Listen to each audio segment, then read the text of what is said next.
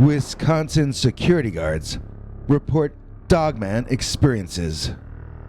Dear Scary Stories NYC, I started out wanting to write a book that collected people's cryptid experiences which happened during their jobs in law enforcement, but I could find so few officers willing to cooperate, even anonymously, that I shifted my focus to security guards and other people working overnight shifts who see cryptids.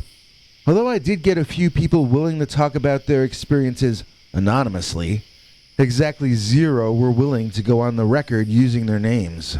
I had hoped to create a manuscript of around 80 or 90,000 words to put out as a book, but all I've got here is maybe 3,000 or 4.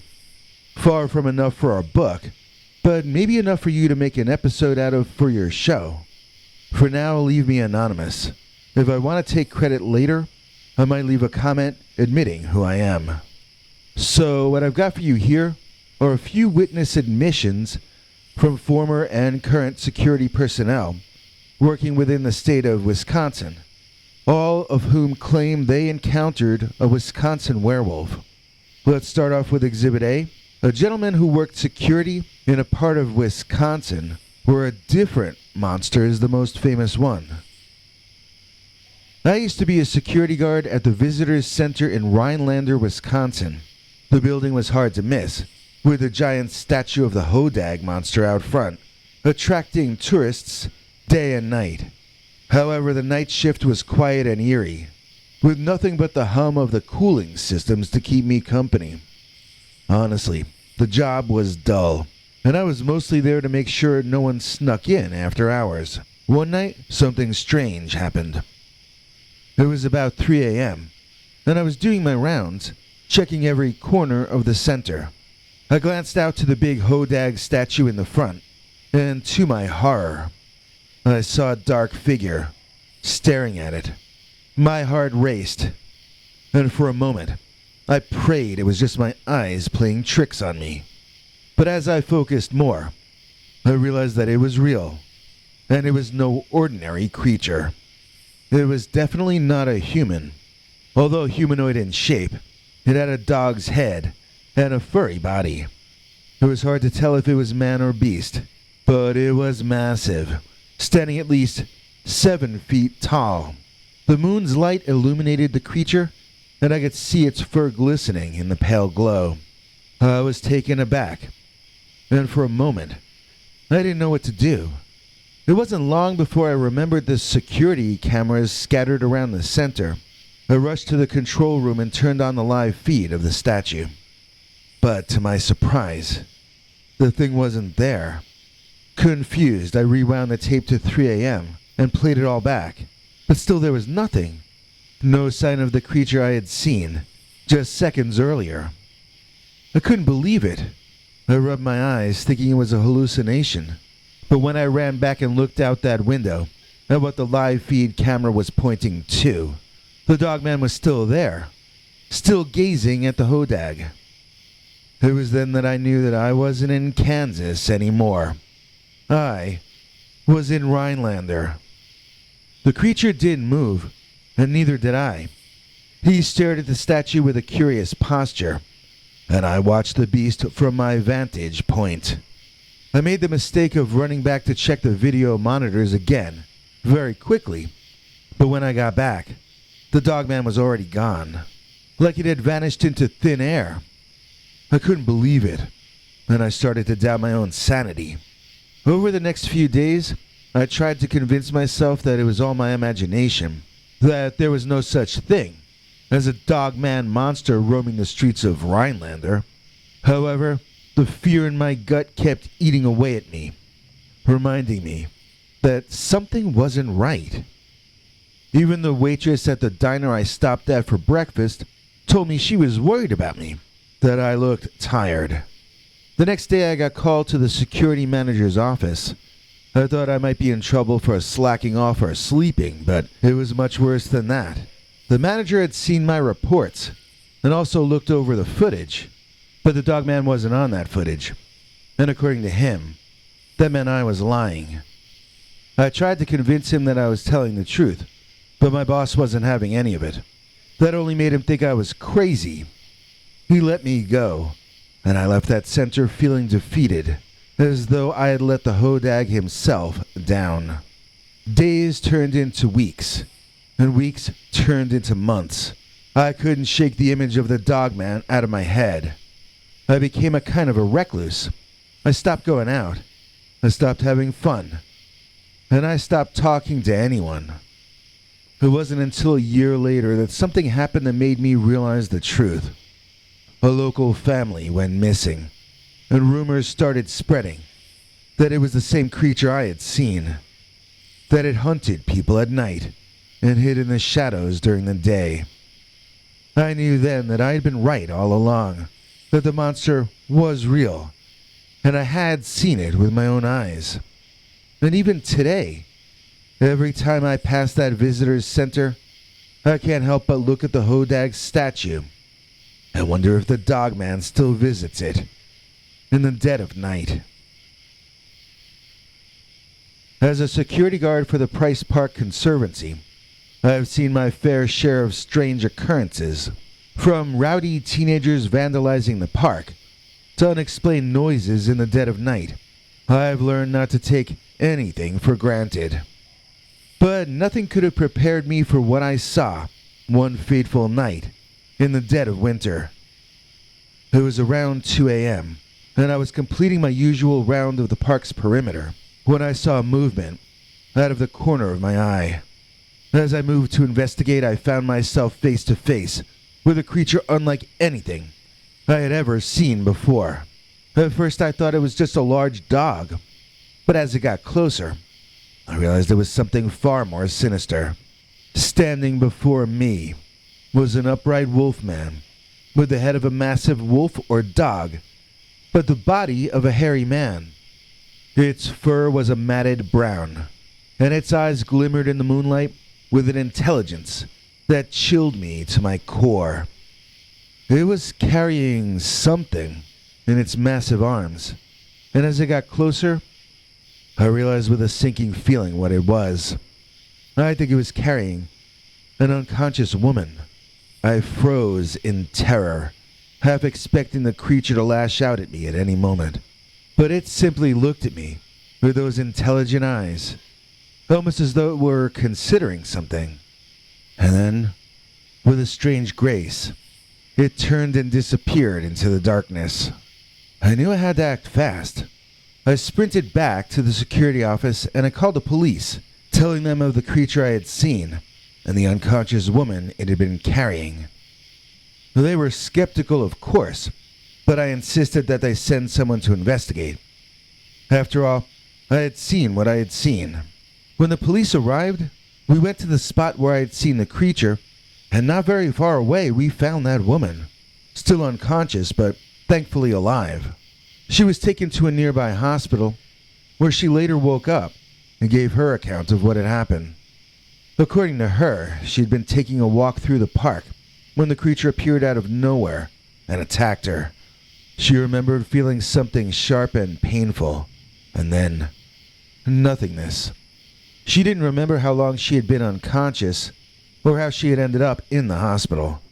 The police launched an investigation into the matter, but they never found any conclusive evidence of the creature that I had seen. They thought it might have been a bear or a large dog, but I knew better. I had seen the creature up close, and I knew it was something more terrifying than a mere animal. I believe what I saw was a cryptid. Since that incident, I've spent countless hours researching the creature that I saw that night. I've read about Linda Godfrey's original Beast of Bray Road sightings, which happened pretty close to this one, and the countless others like it. I've studied the lore of werewolves and other shape-shifting creatures, hoping to find some explanation for what I'd seen. But the truth is, I still don't have any answers. I still don't know what that creature was, or why it was carrying an unconscious woman through the park in the middle of the night. But what I do know is that it was real, and it was something that I hope to never encounter again. As a security guard working overnights at an unnamed historical landmark building near Honey Lake in Wisconsin, I've witnessed some strange and terrifying things, but nothing has ever frightened me more than the Wisconsin werewolf, a canine-headed dogman that I've seen on 3 different occasions near this landmark. The first time I encountered the dogman, I was on the rounds outside the building. The night was silent, and the only sound was the crunch of my boots on the path. Suddenly I heard a low growl, followed by the rustle of leaves. I looked around but saw nothing. I shrugged it off, thinking it might have been a stray dog.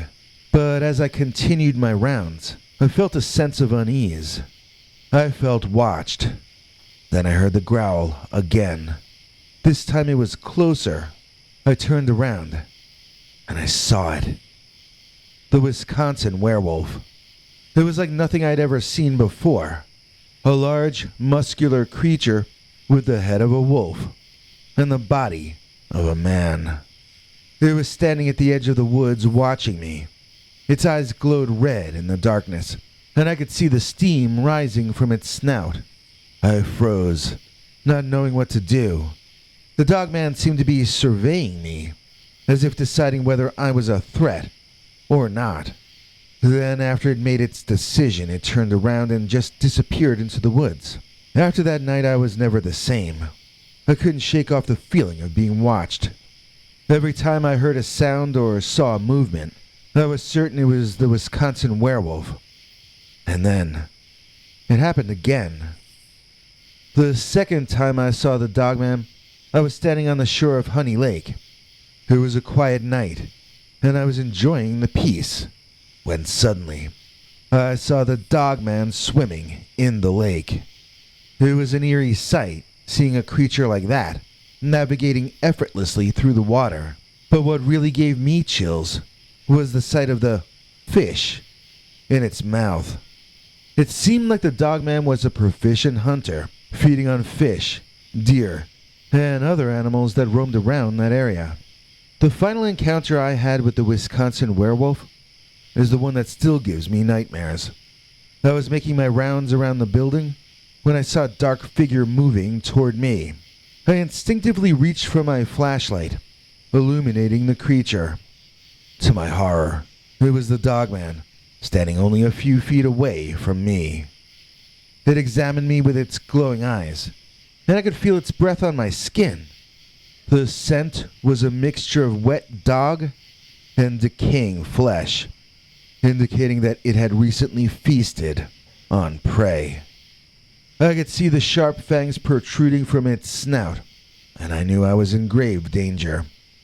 I reached for my radio hoping to summon backup, but my hands were so sweaty and trembling so much that I dropped the walkie-talkie.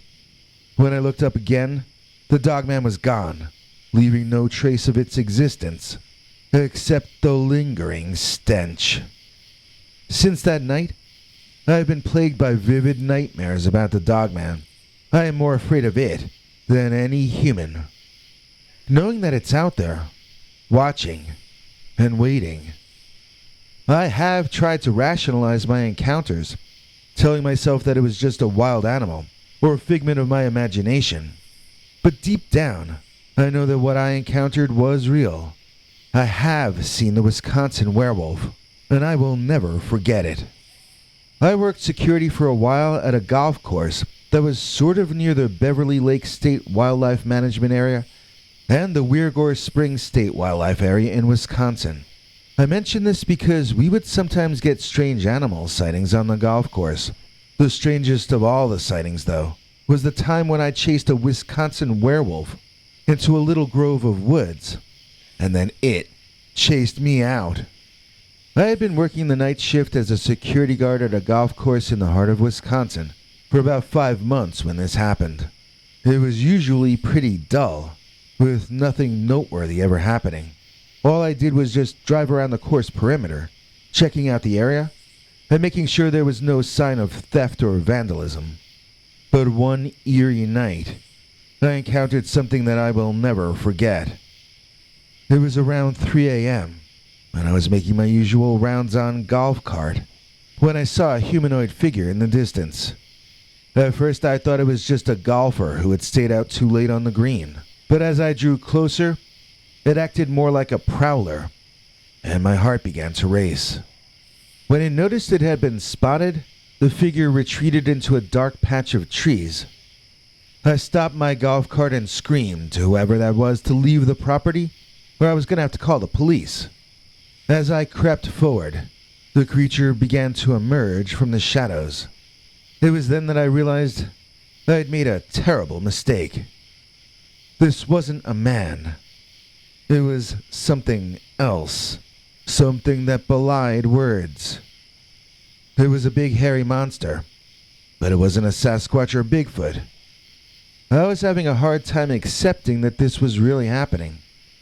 But I was staring eye to eye with a real Wisconsin werewolf. It had to be.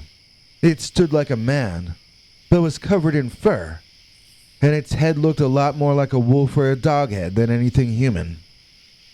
The creature stopped right in its tracks and stared at me with its weirdly glowing eyes, and I could tell that it was not a man at all, not really even an animal, but a monster instead. It stood upright, with its gnarled claws and canine head, but it was its growling that truly frightened me to my core. This wasn't just a monster either. It was a merciless, hunger-driven predator. And it was right in front of me. The creature snarled and shook the ground as it slammed its feet down, moving step by step in my direction, making it clear that it was ready to attack. I could feel my adrenaline pumping, my heart racing. I reached for my sidearm, praying it would be enough to fend off the monstrous creature. But it was too late. The creature pounced and grabbed me by the neck, my pistol slipping from my hand in the process. I could feel those sharp claws digging deep into my flesh, and I knew I was in for some serious trouble if I didn't act fast. Summoning all of the strength I had left, I somehow managed to throw the creature off me and make my escape to my golf cart in what was the most miraculous feat of bravery I ever thought myself capable of. I slammed the pedal to the floor, smoking with dust and burning with fear, as I made my way as quickly as possible out of the golf course, aiming to avoid further pursuit. I was not to be so lucky as the beast leaped after me, easily overtaking the cart and forcing me to run away on foot. I ran through spaces in trees too small for the Dogman to follow. I somehow made it back to the security office via a broken field run, and then slammed the door behind me, locking it tight. My heart was pounding, my hands shaking, as adrenaline poured throughout my system. I struggled to contain my fear and dread of what I had just encountered. Only at sunrise had I finally taken the courage to venture back out, to see if the creature had gone away. I had never been more thankful to see that it was indeed gone, all signs of it having disappeared, like the ghost it seemed to be. The strange creature's existence was something beyond the explanations of humans. It left me with nightmares for weeks, and even now, every time I start my golf cart engine, I can't help but remember the fear that consumed me on that terrible night. I worked late-night security for a casino located in Gresham, Wisconsin, about 25 years ago, when we got a slew of reports of a so-called monster lurking in the parking lot and scaring the bejesus out of our customers. I never thought I'd be one to believe in myths and legends, but after working at that casino 25 years ago, I can't deny what I saw. There had been rumors before I even started there of a creature that lurked in the parking lot at night, a creature that no one's been able to catch on camera. They called it the Dogman, a beast with the face of a canine, but the body of some kind of hairy caveman. I remember when I first started working as a security guard at the casino, I never paid much attention to the rumors of the Dogman, until one night, when I was doing my rounds outside. That's when I saw it for the first time. It was walking on two legs, with a muscular body, covered in black fur, and its snarling mouth was dripping with drool.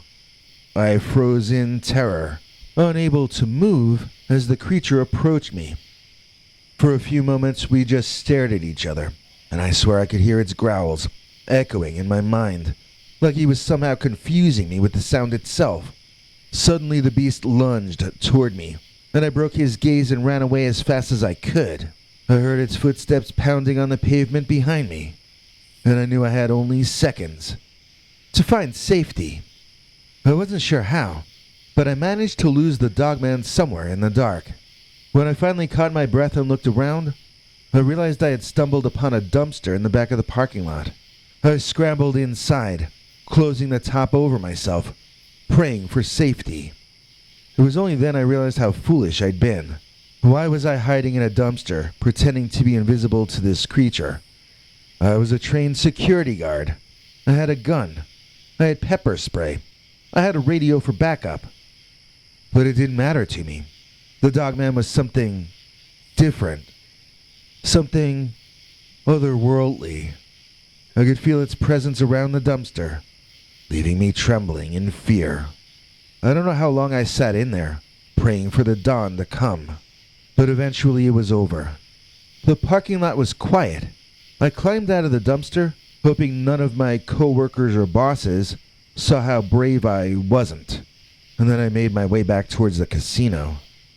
When I reported the incident to my supervisor, he laughed, dismissing the Dogman as a figment of my imagination. It wasn't until others claimed to see it too that people began to take the Dogman seriously. Over the years, I've heard countless stories of people being chased, scratched, even bitten by the Dogman. Most of them weren't taken seriously either. But I knew better. I had seen it with my own eyes. After that night, I knew I couldn't continue working at the casino anymore. It was just too dangerous. I was lucky to have gotten away with my life that night. There was no way I wanted to risk it again every night. I didn't resign from the job the following morning, but it got harder and harder to do. I think I might have lasted another few weeks after that maximum. I found myself no longer wishing to prove my heroism to anybody, as I no longer believed in it myself. After coming face to face with the Dogman.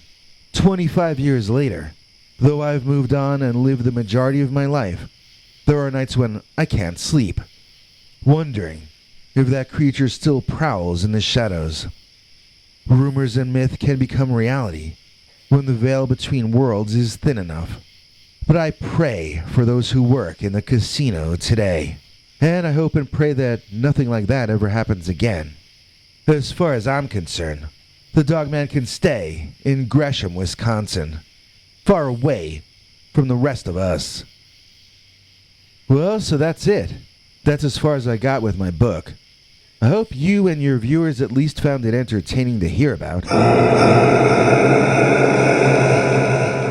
The security guards and the Dogman. He's a channel member 2 times over, 25 straight months, oh man alive. And just to show that he's no pushover, on his other account he's been here 35 months, that is. Please join us in thanking the grand and miraculous Godzilla Tim Walker for making this and so many other episodes possible. We thank Godzilla Tim for his direct donations using Super Thanks or our PayPal page linked to in the description, but we rarely get to note that this man has been a $10 a month donor to us for a grand total combination of 60 months. If you put both his accounts together, you do the math. We think this man is a saint, and we thank him quite often. We hope you do too, because this is a guy who has been just as important in keeping us on the air as anyone, including this next fella that we like to call Henry Lee Dogman. Hank. Thanks, Biggie, and thanks to all of you for watching this far. If you liked it, please click like. If you'd like to see more of our work, please subscribe. And also click that bell icon if you'd like to be notified when we put out a new episode. To become an executive producer, you can donate to us through the thanks button under each of our videos or through our paypal.me/PeterBernard209 page. To receive cool perks like secret uncensored Dogman episodes far too wild to ever run on this channel, you can become a YouTube channel member by clicking the join button. Or Join our PayPal subscribers club at peterbernard.com. Joining either at the $3 a month level or above gets you access to our over 25 hours of secret uncensored Dogman stories available nowhere else. Do you have a scary story about Dogman or some other kind of high strangeness that happened to you? Let us know by emailing us at scarystoriesnyc@gmail.com or by leaving us a voicemail message at 804-LA-SCARY. You may need to call back on that one. It cuts off after, I think, 3 minutes. And if you don't want to do any of that stuff, thank you for simply watching to the end. Good night, and have a scary tomorrow.